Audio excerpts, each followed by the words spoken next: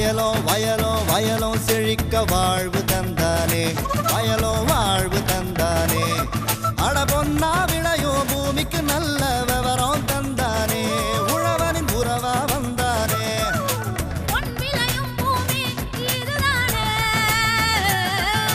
வயலோ வயலோ வயலோ செழிக்க வாழ்வு தந்தானே, வயலோ வாழ்வு தந்தானே.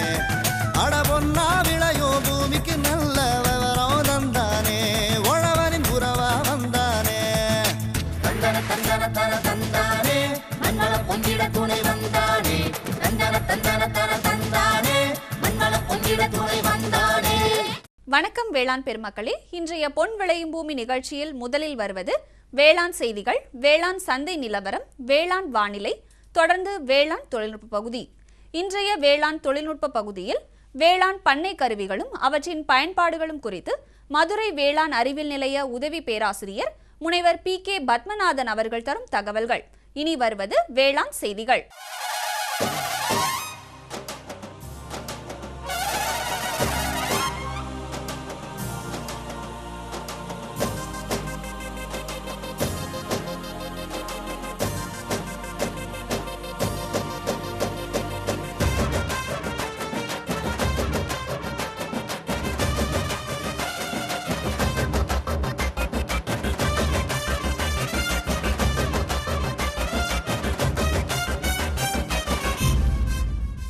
வணக்கம். வேளாண் செய்திகள். முதலில் வருவது மாத்தி யோசிச்சேங்க.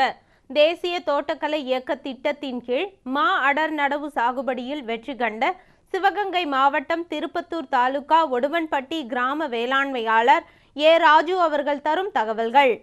வேளாண் ஆலோசனை நேரத்தில் வெண்பன்றி வளர்ப்பில் ஏற்படும் பிரச்சனைகளும் அதற்கான தீர்வுகளும் குறித்து டாக்டர் கார்த்திகேயன் அவர்கள் தரும் விளக்கம். தொடர்ந்து வேளாண் சந்தையில் வேளாண் ஒழுங்குமுறை விற்பனை கூடங்களில் வேளாண் விளைபொருட்களின் இன்றைய விலை நிலவரம், தமிழ்நாட்டில் உள்ள உழவர் சந்தைகளில் காய்கறிகளின் இன்றைய விலை நிலவரம், வேளாண் வானிலையில் தெற்கு மண்டலத்திற்கான வேளாண் அறிவிக்கை, காஞ்சிபுரம் மற்றும் திருச்சி மாவட்டங்களுக்கான வேளாண் அறிவுரை, உழவர் மற்றும் மீனவர்களுக்கான வானிலை முன்னறிவிப்பு. விரிவான செய்திகள். மாத்தி யோசிச்சேங்க. தேசிய தோட்டக்கலை இயக்கமானது விவசாயிகளுக்கு பல திட்டங்களை அளித்து வருகிறது.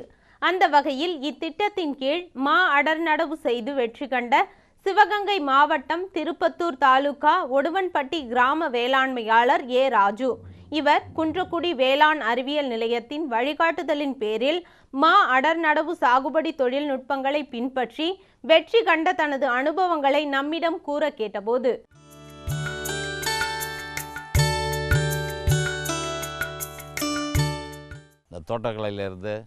தோட்டக்கலையினுடைய அதிகாரிகள் எங்களுக்கு சிபாரிசு சொன்ன காரணத்தினால தான் இந்த மாங்கன்றை வந்து நாங்கள் கிட்ட நடுறதுக்கு அவங்களுடைய முழு முயற்சியில் நாங்கள் நட்டோம். எல்லாம் முந்தைய காலங்களில் வந்து 25 அடி 30 அடிக்கு ஒரு நடவு செஞ்சு பண்ணாங்களாம். இப்போ வந்து சமீப காலத்தில் வந்து தோட்டக்கலையினுடைய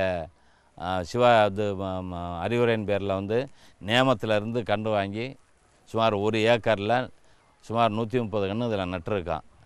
இந்த கன்று நட்டு கிட்டத்தட்ட இப்போ ஒரு 4 ஆண்டு காலம் நெருங்கி 4 ஆண்டு இந்த காத்தியலோட இந்த டிசம்பரில் 4வது ஆண்டு நடக்குது. இந்த 4வது ஆண்டு காலம் வரையில் இந்த 3 ஆண்டு காலமாக இதுக்குள்ளே நாங்கள் எல்லா இது விவசாயம் பண்ணி ஊடு பயிர்கள்லாம் போட்டு 2 முறை ஊடு பயிர் போட்டு எடுத்தோம். அது எங்களுக்கு இந்த ஏரியாவில் உள்ள பயிர்கள், அதாவது வந்து கடலை, மொச்சை, தட்டைப்பயிறு இதெல்லாம் நாங்கள் மாற்றி போட்டு செஞ்சுக்கிட்டு இருந்தோம். இந்த ஆண்டு மட்டும் இந்த ஆண்டு இதை வந்து மகசூலுக்கு விடணுங்கிறதுக்காக வேறு விவசாயங்களை ஊடுபயிர் போடாமல் இப்போ நாங்கள் வந்து விட்டுருக்கோம். இந்த ஆண்டு வந்து குத்தகைக்கு விட்டு பணம் இது பண்ணலாம் என்று சொன்னாங்க. அதனால் நாங்கள் வந்து இந்த ஆண்டு இதை வந்து இப்போ வந்து குத்தகைக்கும் விட்டுருக்கோம். தண்ணீர் வந்து மறுபடியும் இது முதல்ல வந்து நாங்கள் மோட்டரில் எடுத்தேன், தண்ணி ஊற்றி கன்றை வளர்த்தோம். அப்புறம் தோட்டக்கலைத்தினுடைய அவங்களுடைய பெரும் முயற்சியில் மறுபடி போர் போட்டு அவங்க சிபாரிசு பண்ணி இந்த லைன்லாம் வாங்கி கொடுத்துருக்காங்க. இன்னும் சில உரங்கள்லாம் அவங்களுடைய சொல்படி தான் நாங்கள் செஞ்சுக்கிட்டு இருக்கோம். 3வது வந்து இந்த கபாத்து பண்ணுறதுக்கு அவங்களுடைய அணுகுமுறை எப்படி சொல்கிறாங்களோ அதை வச்சு கபாத்து பண்ணி மறுபடியும் அதுக்கு மருந்து வச்சுருக்கோம். மறுபடியும் இதில் வந்து ஆண்டுதோறும் இது வந்து கூடுதலான வருமானம் கிடைக்கும்னு அவங்களுடைய ஆலோசனையில் நாங்கள் அதை கொஞ்சம் கூடுதலாக பராமரிச்சுக்கிட்டு இருக்கோம். மறுபடியும் இந்த இப்போதைக்கு அதாவது அவங்க சொல்கிற டைங்கெல்லாம் நாங்கள் வந்து அவங்க என்ன மருந்து கொடுக்குறாங்களோ அதெல்லாம் நாங்கள் மருந்து அடிக்கிறோம். நேமத்திலேருந்து கன்று வாங்கிட்டு வந்தோம். 3க்கு 3 3 அடி அகலம் 3 அடி ஆழத்தில் கண்ணுக்கு அளந்து கொடுத்தாங்க. நாங்கள் வந்து குழி பறித்து அதை அப்படியே வச்சு தொழு உரம் உள்ள, அதாவது வந்து இந்த ஜானங்கள்லாம் போட்டு உள்ள இது பண்ணி வச்சு மறுபடியும் அந்த கண்ணில் வந்து இது படாமல் பவுட்ரு, அதாவது செவன் பவுட்ருன்னு ஒன்று போட்டு தான் வைக்க சொன்னாங்க. அந்த மாதிரி போட்டு நாங்கள் வச்சு இது பண்ணி பராமரித்தோம். அப்புறம் வந்து தண்ணீர் வந்து 8 நாளைக்கு ஒருக்கா, அதாவது வந்து கொஞ்சம் குறுகிய அளவு தண்ணி விட்டால் போதும். அதனால் அவங்க வந்து நாங்கள் குடத்தில் வச்சு ஒரு 15 லிட்டர் தண்ணி 20 லிட்டர் தண்ணின்னு சொல்லி ஒரு அளவு வச்சு ஒரு வாரத்துக்கு ஒரு முறை 2 முறை விட்டு கண்ணை உண்டாக்கி கண்ணு பெருசாக வந்ததுக்கு பின்னாடி தான் இதே போர் தண்ணி தான் வேணும், நீ பத்தாதுன்னு சொன்னதுக்கு பின்னாடி தான் மறுபடியும் போருக்கு ஏற்பாடு பண்ணுங்கன்னு சொன்னாங்க. அவங்களுடைய முயற்சியும் எங்களுக்கு கூடுதலாக இருந்ததுனால இந்த கரண்ட்டுக்கெல்லாம் வந்து உடனடியாகவே அப்ளை பண்ணி அவங்களும் வாங்கி கொடுத்து எங்களுக்கு போர் போடுறதுக்கு நாங்கள் எங்களுடைய செலவழித்தாலும் அவங்களுடைய அதிகாரிகளுடைய ஒத்துழைப்பு எங்கள்கிட்ட கூட இருக்கிறதுனால எங்கள் கண்ணை நாங்கள் சராசரியாக பராமரிக்கிறதுக்கு ஒரு வாய்ப்பு இருந்துச்சு. இந்த காலகட்டங்களில் வந்து இன்றைக்கி வந்து 25 அடி 30 அடின்னு அந்த காலங்களில் போட்டதுனால வந்து மகசூல் அதிகமாக பெற முடியலை, வாழ்க்கை தரத்தையும் உயர்த்துக்கிற முடியலை. இன்றைக்கி அதிகாரிகளுடைய நம்ம சிபாரிசு பேரில் இடத்த, அதாவது அளவை குறைச்சி செடிகளை நம்ம அதிகமாக நடுறதுனால நம்ம விவசாயத்துக்கு அதிகமாக மகசூல் கிடைக்குங்கிற ஒரு நம்பிக்கையும், இதே ஒரு ஏக்கரில் வந்து நாங்கள் வந்து கடலை போட்டோம்னாக்க கிட்டத்தட்ட ஒரு 5000-10,000க்கு தான் வரும். இன்றைக்கி இந்த ஒரே ஏக்கரில் அவங்களுடைய முயற்சியை நாங்கள் எங்களுடைய முயற்சி பண்ணி பண்ணுறதுனால அடுத்தவங்களுக்கும் இது வந்து இன்றைக்கி கிட்டத்தட்ட ஒரு வருஷத்துக்கு ஒரு 50,000 வருமானம் வரத்துக்கூடியான ஒரு வாய்ப்பை ஏற்படுத்தி கொடுத்துருக்காங்க. அதை வந்து நம்ம அதுக்கு மேலே நம்மளுடைய முயற்சி பண்ணி நம்ம அந்த மரங்களை நல்லா வளர்த்தோமானால் அது ஆண்டாண்டு கூடிக்கிட்டே வரும். தென்னை மரங்கள் மாதிரி இதுவும் கூடுறதுக்கு வாய்ப்பு கூட இருக்குது. ஆனால் காலப்போக்கில் தென்னை மரத்தை விட இது வந்து ஒரு அதிக மகசூல் பெறுங்கிற நம்பிக்கையில் எல்லா விவசாயிகளும் செஞ்சாங்கனாக்க எல்லாருமே வாழ்க்கை தரத்தில் முன்னுக்கு வந்துடலாம். இடம் சுருக்கமாக இருக்கவங்க மாங்கன்று வளர்த்து பண்ணுறதுக்கு நல்ல வாய்ப்பு. அதிகாரிகளுடைய ஒத்துழைப்போடு நம்ம அணுகுமுறையோடு பண்ணோம்னாக்க நிச்சயமாக நம்ம வாழ்க்கை தரத்தை கூட்டிக்கிறதுக்கு நல்ல ஒரு முன்னோடியாக இருக்கும். இனி வருவது வேளாண் ஆலோசனை நேரம்.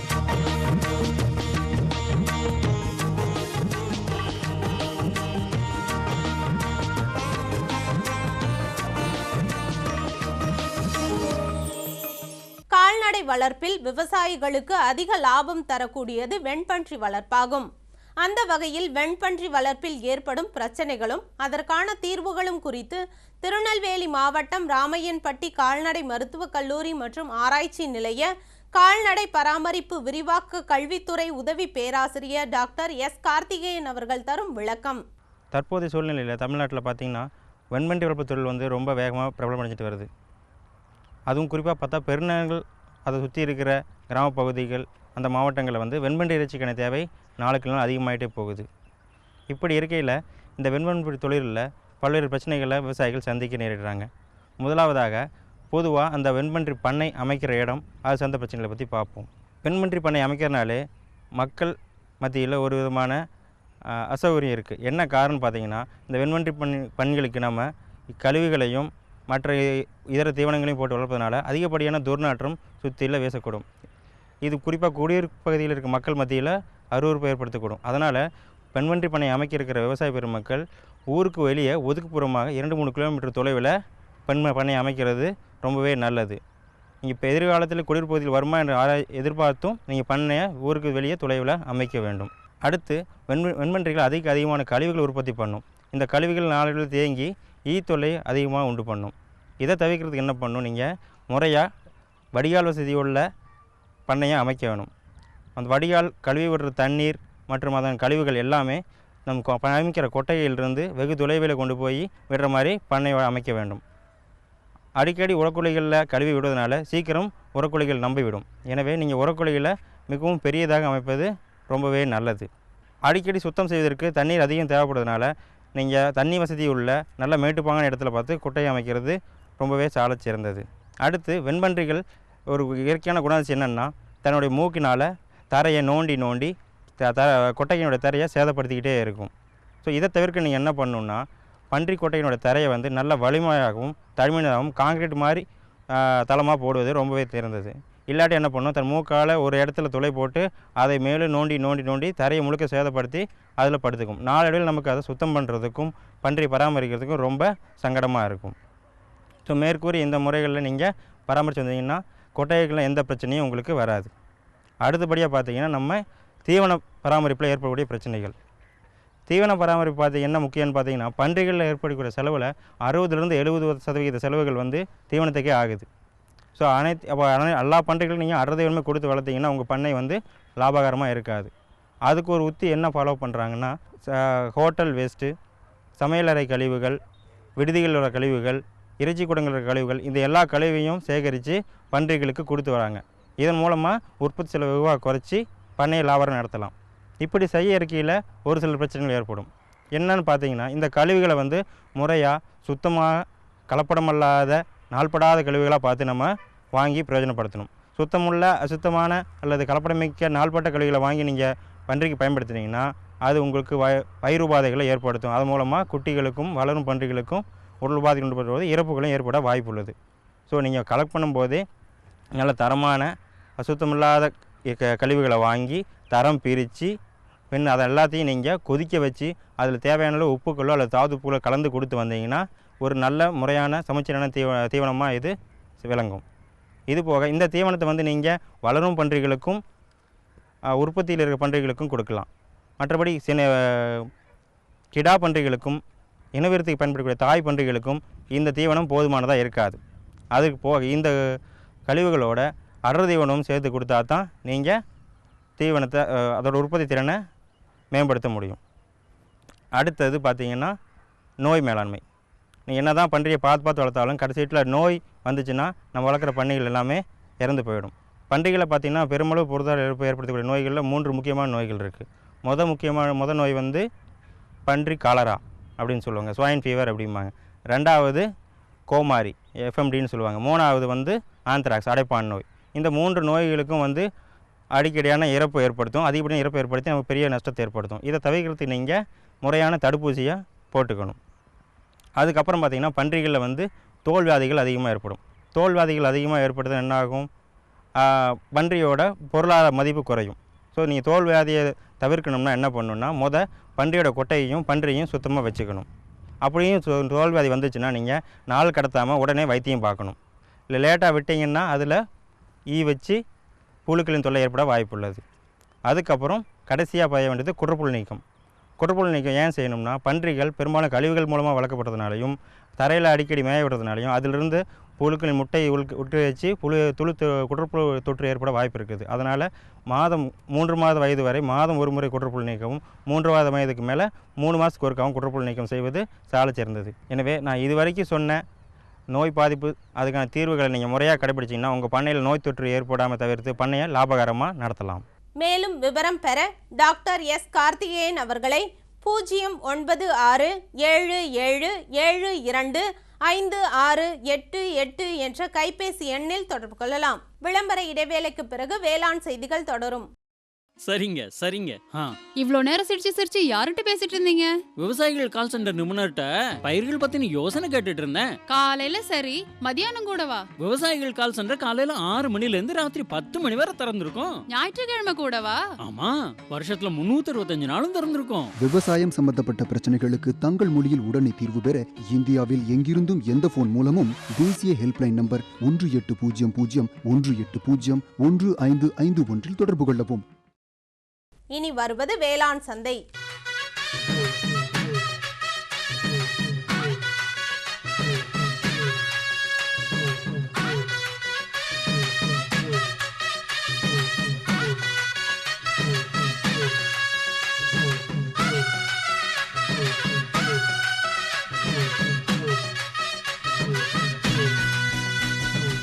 வேளாண் சந்தையில் தமிழ்நாட்டில் உள்ள ஒழுங்குமுறை விற்பனை கூடங்களில் வேளாண் விளைபொருட்களின் இன்றைய விலை நிலவரம். கம்பு இதர ரகம் திருப்பூரில் குறைந்தபட்சமாக 1150 ரூபாய்க்கும் அதிகபட்சமாக 1350 ரூபாய்க்கும் விற்கப்பட்டது.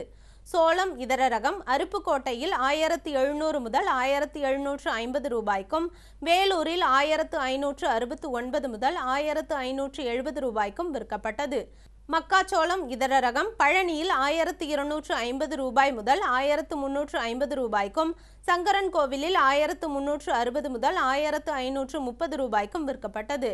நெல் ஏடிடி 36 ஆலங்குடியில் 1360 ரூபாய் முதல் 1500 ரூபாய்க்கும், மேலூரில் 1600 முதல் 1700 ரூபாய்க்கும் விற்கப்பட்டது. நெல் பொன்னி செஞ்சியில் 1800 முதல் 2492 ரூபாய்க்கும், மதுரையில் 2150 முதல் 2250 ரூபாய்க்கும் விற்கப்பட்டது. நெல் இதர ரகம் கடலூரில் 1001 முதல் 1176 ரூபாய்க்கும், உசிலம்பட்டியில் 1950 முதல் 2050 ரூபாய்க்கும் விற்கப்பட்டது.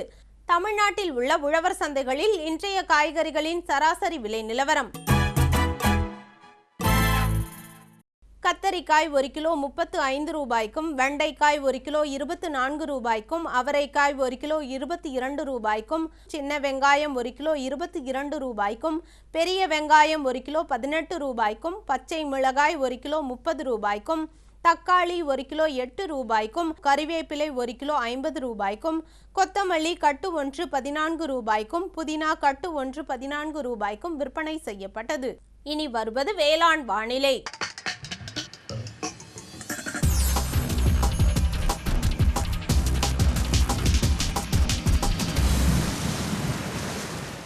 வேளாண் வானிலையில் தெற்கு மண்டல மாவட்டங்களான விருதுநகர், திருநெல்வேலி, தூத்துக்குடி, புதுக்கோட்டை, மதுரை, திண்டுக்கல், ராமநாதபுரம், தேனி, சிவகங்கை ஆகிய மாவட்டங்களில் காற்றின் வெப்பநிலை அதிகபட்சமாக 35 டிகிரி செல்சியஸ் ஆகவும், குறைந்தபட்சமாக 22.2 டிகிரி செல்சியஸ் ஆகவும், காற்றின் ஒப்பு ஈரப்பதம் 59.8% ஆகவும், காற்றின் வேகம் மணிக்கு 3.6 கிலோமீட்டர் ஆகவும், மண்ணின் ஈரப்பதம் 15 சென்டிமீட்டர் ஆழத்தில் 19.9% ஆகவும், மண்ணின் வெப்பநிலை 15 சென்டிமீட்டர் ஆழத்தில் 28 டிகிரி செல்சியஸ் ஆகவும், மழையின் அளவு பதிவு இல்லை. சூரிய கதிர்வீச்சு 564.7 கலோரி பெர் சென்டிமீட்டர் ஸ்கொயராகவும், வளிமண்டல அழுத்தம் 951.2 ஹெக்டா பாஸ்கல் அளவாகவும், இலையின் ஈரப்பதம் மணிக்கு 2.7 இருந்தது. காஞ்சிபுரம் மாவட்ட வேளாண்மையாளர்கள் கவனத்திற்கு. வெள்ளம் பாதித்த பகுதிகளில் உள்ள கால்நடைகள் குளம்பு அழுகல் நோயால் பாதிக்கப்பட்டுள்ளது. எனவே உழவர்கள் 40 கிராம் மயில் துத்த பவுடரை 4% 1 லிட்டர் தண்ணீரில் கலந்து குளம்பின் மீது தடவுமாறும் அல்லது குளம்பினை நனைக்க வேண்டும், அல்லது ஜிங்க் ஆக்சைடு களிம்பு மற்றும் வேப்ப எண்ணெய் கலந்து தடவ வேண்டும். நெல்லில் பாக்டீரியா இலைக்கருகள் நோயை கட்டுப்படுத்த ஹெக்டருக்கு 1.25 கிலோ காப்பர் ஹைட்ராக்சைடு 77 WP நெல் நடவு செய்த 30 மற்றும் 45ஆம் நாள் தெளிக்கவும். திருச்சி மாவட்ட வேளாண்மையாளர்கள் கவனத்திற்கு. வறண்ட வானிலையே எதிர்பார்க்கப்படுவதால் அறுவடை நிலையில் உள்ள சம்பா நெல்லினை அறுவடை செய்து நன்கு காய வைத்து ஈரத்தன்மை 13% கீழ் இருக்குமாறு சேமித்து பூச்சிகளிடமிருந்து பாதுகாக்கவும். வானிலை முன்னறிவிப்பு. உழவர்களுக்கான வானிலை முன்னறிவிப்பு. தென் தமிழகத்தின் ஒரு சில இடங்களில் மழையோ அல்லது இடியுடன் கூடிய மழையோ பெய்யக்கூடும். மீனவர்களுக்கான வானிலை முன்னறிவிப்பு. பலமான காற்று வடகிழக்கு திசையிலிருந்து மணிக்கு 45 முதல் 55 கிலோமீட்டர் வேகத்தில் தென் தமிழக கடலோர பகுதிகளில் வீசக்கூடும். வட தமிழகம் மற்றும் புதுச்சேரி கடலோர பகுதிகளில் எச்சரிக்கை ஏதும் இல்லை. இத்துடன் இன்றைய வேளாண் செய்திகள் நிறைவடைந்தன. நன்றி, வணக்கம்.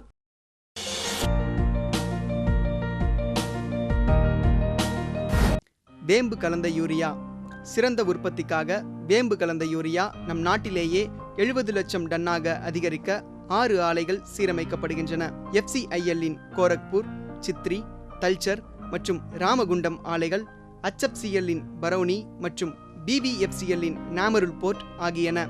பழம் நழுவி பாலில் விழுந்தது போல இப்பொழுது நம் நாட்டிலேயே வேம்பு கலந்த யூரியா உற்பத்தி செய்யப்படும்.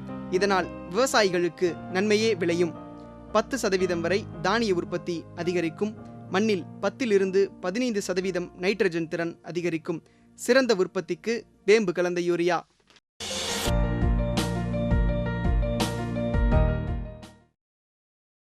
நமது பொதிகையில் வியாழந்தோறும் பிற்பகல் 12:05 முதல் 1 மணி வரை வேளாண் களம் நேரலை நிகழ்ச்சி.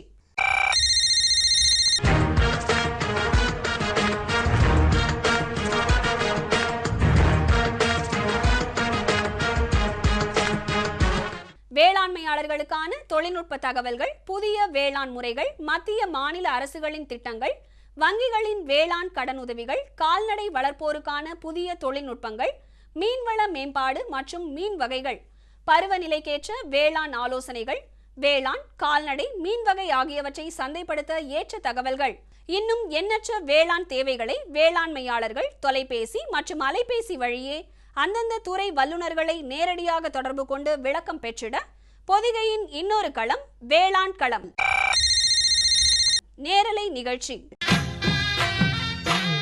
வியாழந்தோறும் பிற்பகல் 12:05 முதல் 1 மணி வரை பங்கு கொள்ளுங்கள், பயன் பெறுங்கள். வேளாண் களம் நேரலை நிகழ்ச்சி. வேளாண் கருவிகளை பயன்படுத்துவதன் மூலம் விவசாயிகள் சாகுபடிக்கான செலவை குறைத்து அதிக லாபம் பெற முடியும். அந்த வகையில் வேளாண் பண்ணை கருவிகளும் அவற்றின் பயன்பாடுகளும் குறித்து மதுரை வேளாண் அறிவியல் நிலைய உதவி பேராசிரியர் முனைவர் PK பத்மநாதன் அவர்கள் தரும் தகவல்களை காணலாம்.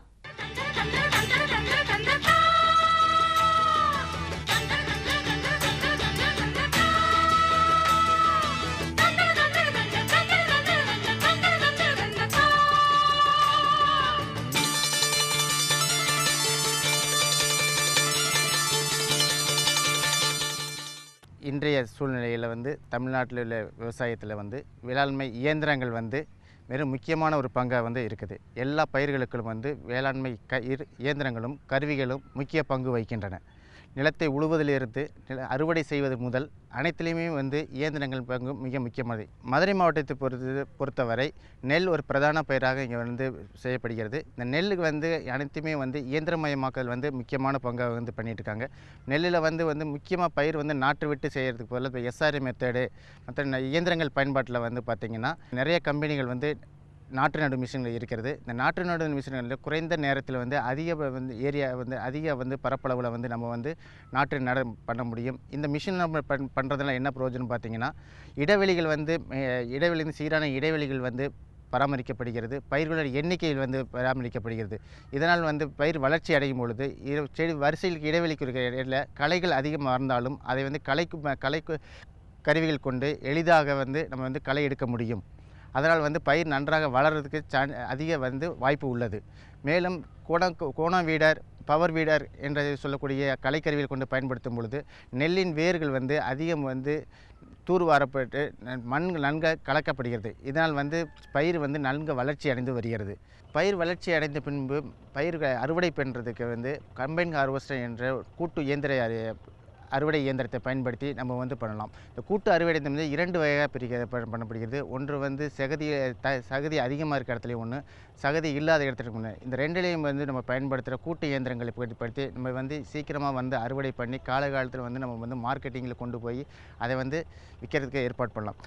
அறுவடை பண்ணுற பின்னாடி மிஷின் வச்சு அறுவடை பண்ணுறப்ப பார்த்திங்கன்னா நெல் கருவிகள் மட்டும்தான் நெல் வைக்கோல் நம்ம வயல்காட்டிலே விட்டுட்டு போயிடுறோம். அந்த வயல்காட்டில் விட்டுட்டு போகிறதுனால என்ன பார்த்திங்கன்னா சில விவசாயிகள் அதை தீ வச்சு எரிச்சிட்றாங்க. இந்த தீ வச்சு எரிக்கிறப்ப மண்ணோட வெப்பந்தாங்களும் மண்ணில் இருக்க நுண்ணுயிர்கள் அதனால் என்ன பண்ணுறோம், மண் வைக்கோலை கலெக்ட் பண்ணணும். அதாவது எல்லாத்தையும் அரிச்சு எடுக்கணும். இந்த அரிச்சு எடுக்கிறதுக்கு என்னென்னு பார்த்தீங்கன்னா பேலர்னு சொல்கிற ஒரு மிஷின் இருக்குது. இந்த பேலர் கொண்டு இருக்கிறப்ப அறுவடை பண்ண மிஷின் அறுவடை பண்ண போன பின்னாடி இருக்கிற எல்லா வைக்கோலையும் நம்ம வரிசையாக எல்லாத்தையும் கலெக்ட் பண்ணி நம்ம மொத்தமாக ஒரு கட்டாக கட் பண்ணி எல்லாத்தையும் கட் பண்ணி ஈஸியாக நம்ம வீட்டுக்கோ இல்லை மார்க்கெட்டுக்கோ நம்ம எடுத்துகிட்டு போயிடலாம். இது பார்த்திங்கன்னா நெல் விவசாயிகளுக்கு மிக முக்கியமான ஒரு இயந்திரமாக நமக்கு பயன்படுத்திகிட்டு இருக்குதுங்க. மதுரை மாவட்டத்தை பொறுத்தவரைங்க 2 வகையாக பிரிக்கிறோம். ஒன்று பார்த்திங்கன்னா தண்ணி அதிகமாக கிடைக்கிற பகுதிகளில் வந்திங்கன்னா நஞ்சையாக இருக்கிற இடத்துலையும் சரி புஞ்சையாக இருக்கிற இடத்துல 2 வகையாக மிஷினை பிரிக்கலாம். ஒன்று பார்த்திங்கன்னா நேரடி நெல் விதைப்பு கருவி. இந்த நேரடி நெல் விதைப்பு தண்ணி கம்மியாக இருக்கிற ஒருபோக சாகுபடி ஏரியாக்களை இந்த நேரடி நெல் விதைப்பு கருவியை பயன்படுத்தி நம்ம நெல் உற்பத்தி செய்ய முடியும். நேரடி நெல் விதைப்பு ட்ரம் சீடர்னு சொல்லக்கூடிய விதைப்பு கருவியை கொடுத்து நம்ம விதைச்சிடலாம். அதே நேரத்தில் அதுக்கு பின்னாடியே நம்ம கோண வீடர் மற்றும் ரோட்டரி வீடர் 2 கலையை வச்சு கலைக்கருவிகளை பயன்படுத்தலாம். கலைக்கருவி பயன்படுத்த பின்னாடி நம்ம பார்த்திங்கன்னா அது ரொம்ப பண்ணி முடித்த பின்னாடி நம்ம கம்பைன் ஹார்வெஸ்டர்னு சொல்கிற கூட்டு இயந்திரங்களை பயன்படுத்தி நம்ம பண்ணிடலாம். அடுத்த உடனே பேலர் அதையும் நம்ம வந்து வைக்கோலை வந்து கட்டி எடுக்கிறதுக்கு பயன்படலாம். புன்னேச்சர் மிஷின் வச்சு டிரான்ஸ்பிளான்ட் பண்ணுறது வந்து மிஷின் டிரான்ஸ்பிளான்டர் வச்சு பார்த்திங்கன்னா அதிக வந்து ஏரியா செய்யலாம். இந்த மிஷின் ஏரியா பண்ணுறப்ப நமக்கு வந்து மிஷின் வந்து நிறைய வந்து ஏரியா அதிக கவரேஜ் ஆகிறதுனால வந்து நேரமும் டைமும் வந்து நமக்கு வந்து அதிக ஏரியா வந்து கவர் பண்ண முடியுது. இதுக்கு வந்து நம்ம வந்து பவரில் இயந்திரங்களால் களை எடுக்கும் கருவியை கொடுத்து நம்ம வந்து களை எடுக்கலாம். இயந்திரங்கள் கொண்டு களை எடுக்கிற நமக்கு நேரங்கள் மிச்சப்படுத்தப்படுகிறது, அதிக ஏரியா வந்து கவர் பண்ண முடியுது. இது இல்லாமல் மானாவாரி ஏரியாவில் வந்து பார்த்திங்கன்னா பருத்தி வந்து முக்கியமான பயிராக இருக்குது. இந்த பருத்தி பயிர் சாகுபடிக்கு வந்து கோடை உழவாக செய்யட்டும், இல்லை நீர்ப்பாசனத்தை இருந்தாலும் சரி, நிலத்தை நன்றாக உழுதி விட்டு விதைக்கும் மிஷின் கொண்டு விதைச்சோம்னா இடைவெளி வந்து சீராகவும் குறைந்த அளவு விதையாக கொண்டு நம்ம வந்து விதைக்கலாம். இந்த பருத்தியை பொறுத்தளவு விதை விதைத்து பின்னபடி இந்த கோண வீடர் எப்படி நெல்லுக்கு நம்ம பயன்படுத்தணுமோ அதே மாதிரி பருத்திக்கு வந்து வீல்கோ அப்படின்னு சொல்கிற ஒரு கலைக்கருவியை கொடுத்துட்டு நம்ம வந்து பருத்திக்கு இடைவெளியில் இருக்கிறத வந்து பயன்படுத்தி நம்ம வந்து பருத்தியோட இடைவெளியில் வந்து களை எடுத்து நம்ம நடக்கலாம். அதுவும் இல்லாமல் பவரால் இயங்கக்கூடிய சிறிய வகையான இயந்திரங்கள் கொண்டு 1 ஹெச்பி கொண்டு இருக்கிற இயந்திரங்களை கொண்டு அந்த இயந்திரங்களை கொண்டு வந்து கலைக்கருவியை நம்ம பயன்படுத்தி நம்ம களை வந்து பருத்திகளை வந்து நம்ம வந்து எடுத்து நம்ம வந்து பயன்படுத்திக்கலாம். இயந்திரங்களை கொண்டு நம்ம வந்து விதைப்பதனால் விதையோட அளவு வந்து குறைக்கப்படுகிறது. சரியான இடைவெளி இருக்கிறது. பயிர்களுக்கு ஒரு பயிருக்கும் 100 பயிருக்கும் இடைவெளி ஒரே மாதிரி அமைக்கப்படுகிறது. இடைவெளி அதிகமாக ஒரே மாதிரி இருக்கிறதுனால வந்து கலைக்கருவிகள் நம்ம வந்து பயன்படுத்த முடியும். இந்த கலைக்கருவியை பயன்படுத்துறதுனால வந்து பார்த்திங்கன்னா நிறையா வந்து காற்றோட்ட வசதி ஏற்படுத்தப்பட முடியுது. அடுத்து வந்து பார்த்திங்கன்னா இன்றைக்கு கால சூழ்நிலைக்கு வந்து ஆள் பற்றாக்குறை பெரிய பிரச்சனை. ஸோ அந்த ஆள் பற்றாக்குறையை குறைக்கிறதுக்காக மிஷின் வச்சு பார்த்திங்கன்னா நம்ம வந்தோம்னா நம்ம வந்து குறைந்த ஆள்கள் எண்ணிக்கையை வைத்து வந்து அதிக பரப்புல வந்து நம்ம வந்து விவசாயம் செய்ய அது எதுவாக அமைகிறது. செலவினத்தை பொறுத்தவரை பார்த்திங்கன்னா நம்ம வந்து 75லேருந்து 80 செலவு மிச்சம் வருது. அதே நேரத்தில் வந்து 90% அளவுக்கு வந்து நேரமும் வந்து நமக்கு வந்து மிச்சப்படுத்தப்படுகிறது. இயந்திரத்தில் கொண்டு விவசாயம் செய்கிறப்ப பார்த்திங்கன்னா அறுவடை வந்து 5லேருந்து 10 நாள் 15 நாளுக்கு வந்து முன்னாடியே வந்து நமக்கு வந்து அறுவடைக்கு தயாராக இருக்கிறதுங்க. எனவே வேளாண் பெருமக்கள் இயந்திரங்களை அதிக அளவு பயன்படுத்தி அதிக வந்து உற்பத்தியை பெருக்க வேண்டும்னு கேட்டுக்கொள்கிறேன். இந்தாங்க வேற ஏதாவது போதும். அட இது என்னப்பா இவ்வளவு குறைவா ரசாயனம் வருமா? விவசாயத்தை விட போறீங்களா? விவசாயத்தை இல்ல, அறியாமைய விடுறேன். மண் பரிசோதனை செஞ்சேன். இனிமே அண்ணே எத்தனை அவசியமோ அத்தனை உரம் தான் நிலத்துல போடுவேன். ஆமா விவசாய சகோதரர்களே, இன்றே உங்கள் மாவட்டத்தின் அருகில் உள்ள மண் பரிசோதனை கூடத்தில் உங்கள் மண்ணை பரிசோதியுங்கள். மண் சத்து, ஈரப்பதம், செடி வளர்ச்சியை சரிபார்த்து அவசியத்திற்கு ஏற்றவாறு மட்டுமே சத்துக்களை போடுங்கள். மேலும் சல்பர், ஜிங்க் மற்றும் போரான் போன்ற நுண்சத்துக்களையும் சரிபார்க்க மறவாதீர்கள். ரசாயன உரம் மற்றும் ஆர்கானிக் உரத்தை சரியான முறையில் பயன்படுத்தி நில வளத்தை பராமரியுங்கள். உற்பத்தியை பெருக்குங்கள், செலவை குறையுங்கள், அந்நிய செலாவணியை சேமிக்க உதவிடுங்கள். கூடவே மெதுவான வேகத்தில் நைட்ரஜனை அளிக்கும் உரங்கள், அதாவது வேம்பு தடவிய யூரியா போன்றவற்றை பயன்படுத்துங்கள். யூரியாவை இலைகளின் மேல் தெளியுங்கள். ஆஹா, நீ நெசமாவே புத்திசாலி ஆயிட்டப்பா. மேலும் விவரங்களுக்கு தொடர்பு கொள்ளவும் மாவட்ட வேளாண் அதிகாரி அல்லது விவசாயி கால் சென்டரை.